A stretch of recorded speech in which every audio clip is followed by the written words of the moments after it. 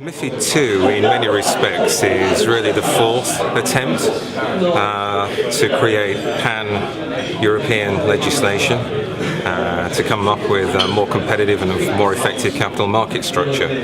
So I hope that rather than reinvent the wheel, perhaps MiFID II can concentrate on actually properly implementing MiFID I, much of which has still got to be done effectively.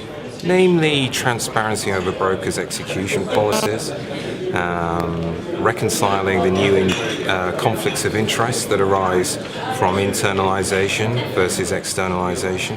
High-frequency traders are unfortunate. They've been caught up in the wave of witch hunting that's taken place this year post the credit crisis. So, alternative investments, hedge funds, dark pools, high-frequency traders, they're probably miles away from causing a global financial crisis, but regulators seem to be after them. My own view is I think this year would have been a pretty dreadful, what I would call bare liquidity market, had not high-frequency traders had a presence in the market. We're seeing that right now as we come to the end of the year. There's very little activity going on, and perhaps if the high-frequency traders were not there, there'd be hardly anyone trading against in the market.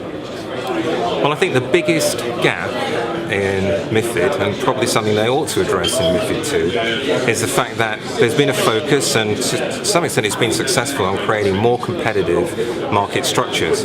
As a result of that, you have brokers becoming more competitive in the provision of execution services. The fundamental problem is that the end investor, who is supposed to benefit from all of this, fund managers, simply cannot choose. They're not free to choose in many instances to execute with those brokers who have a clear, proven capability to trade well, and pay separately those brokers from whom they receive valuable research.